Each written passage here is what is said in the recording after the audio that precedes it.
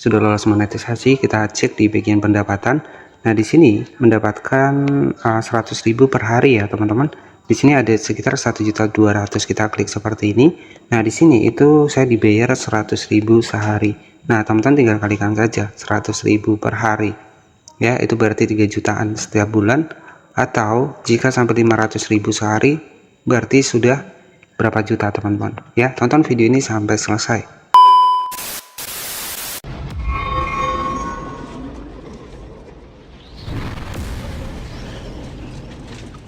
Buat YouTuber pemula, ketika kita tidak tembus nih 4.000 jam tayang ataupun 10 juta penayangan di 90 hari terakhir, jadi kita akan bahas di video kali ini apakah masih bisa lolos monetisasi. Jadi kita akan bedah ya. Nah, di sini ada salah satu channel saya yang sudah lolos monetisasi. Teman-teman bisa perhatikan di sini estimasi penghasilan itu kurang lebih sekitar 1.200.000, dan dalam satu hari di sini itu ini lumayan naik ya, teman-teman. Sudah ada kenaikan dalam satu hari. Di sini itu saya sudah tembus 100.000 ya. Jadi 100.000 dalam satu hari, teman-teman. Ya, teman-teman bisa bayangkan 100.000 satu hari, berarti kalau 30 hari ya teman-teman tinggal dikalikan saja ya. Estimasi penghasilan kalau sempat 100.000 terus itu 3 juta setiap bulannya, teman-teman. Ini baru channel yang lolos monetisasi, apalagi belum ditambah untuk dibikin dari fitur monetisasi seperti super thanks, kemudian juga seperti habis super thanks, affiliate ya, itu kan belum juga. Nah, di sini omset dalam satu hari saya bisa mendapatkan 103.000 rupiah. Jadi 100.000 satu hari ya, itu sudah alhamdulillah, teman-teman. Nah, jadi pertanyaannya di sini, apakah ketika kita sudah misalkan nih kita sudah bikin konten nih, misalkan dalam target 90 hari nggak tembus nih, misalkan untuk 4.000 jam tayang ataupun 10 juta penayangan, apakah masih bisa dimonetisasi? Ya, jawabannya masih bisa, teman-teman. Ya, jadi tenang saja, walaupun kita lebih dari 90 hari itu tenang saja. Yang terpenting yang pertama adalah kalau konten reupload ya, kita harus ada editing yang lebih kreatif. Kemudian yang kedua itu adalah harus konten original, memang video buatan kita sendiri. Reupload nggak masalah di YouTube ini ya, yang terpenting ada perubahan di bagian dari videonya, narasinya kita ubah ya. Nah, jadi buat teman-teman yang masih bingung nih di 90 hari terakhir ketika tidak tembus nih di 4.000 jam tayang dan juga 10 juta penayangan, apakah mulai lagi dari nol? Itu enggak, teman-teman. Ya, sampai pokoknya tercapainya teman-teman. Itu enggak masalah, mau kapanpun kita bisa mengajukan fitur monetisasi. Nah, untuk contoh sebuah channel yang sudah lolos monetisasi, saya langsung masuk di bagian dari logo dolar seperti ini, teman-teman bisa perhatikan. Jadi untuk ciri-cirinya adalah seperti ini. Anda adalah partner YouTube, kemudian ada iklan halaman tonton, ada iklan feedshot, ada super, ada shopping, dan juga di sini itu ada langganan dan juga brand connect. Kemudian nah, untuk brand connect sendiri, jika kita klik seperti ini, itu adalah sebuah monetisasi di mana kita bisa berkolaborasi dengan brand. Nah, itu sebagai contoh saja. Oke ya. Jadi sudah jelas buat YouTuber pemula di tahun 2025, ketika memang nggak tembus nih di 90 hari terakhir, itu tenang saja. Sesampainya teman-teman tembus itu nggak masalah, teman-teman bisa mengajukan fitur monetisasi.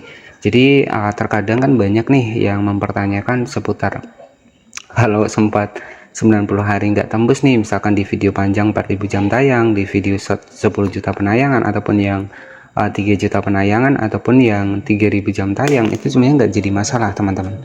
Ya, pokoknya sesampainya teman-teman dapat 3.000 jam tayang ataupun 4.000 jam tayang ataupun 10 juta penayangan atau 3 juta penayangan, itu sesampainya kita tetap bisa lolos monetisasi, asalkan yang pertama tadi ya, kembali lagi ke konten kita. Jadi konten kita itu harus lebih kreatif.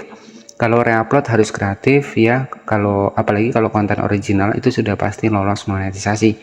Dan tentunya di sini buat teman-teman ataupun buat sahabat-sahabat semua yang di YouTube ini, kuncinya di channel YouTube ini butuh proses dan juga butuh kesabaran.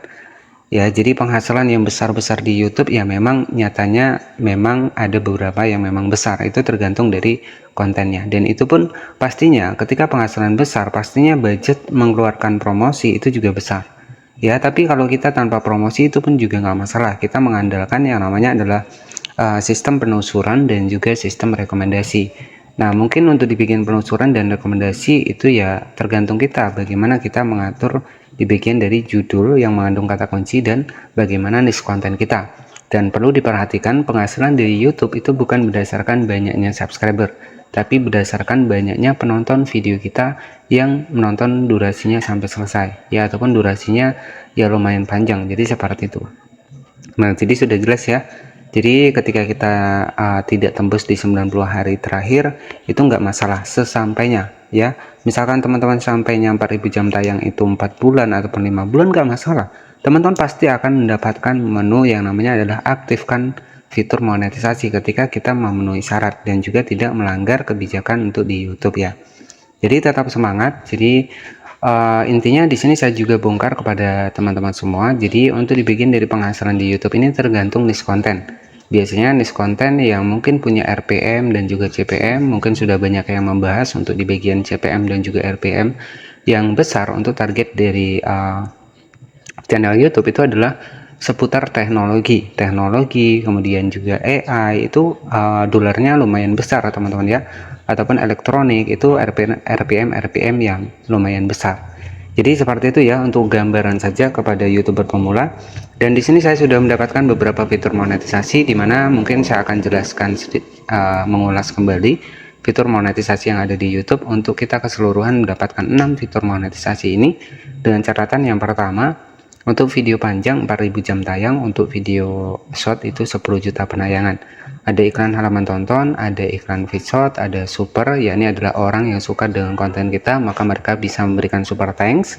Kemudian ada affiliate, dimana kita bisa membuat video sambil berjualan, karena sekarang mungkin teman-teman gak heran ketika orang ada bikin video pasti akan ada produk di bagian bawah. Nah, itulah fitur affiliate, dimana untuk penghasilannya sendiri itu sama, disatukan ke YouTube ya, ataupun disatukan ke Google AdSense. Jadi seperti itu saja, nggak perlu panik buat teman-teman yang tidak tercapai di 90 hari terakhir. Kapanpun teman-teman tercapainya di 4000 jam tayang dan juga 10 juta penayangan, itu masih bisa lolos monetisasi.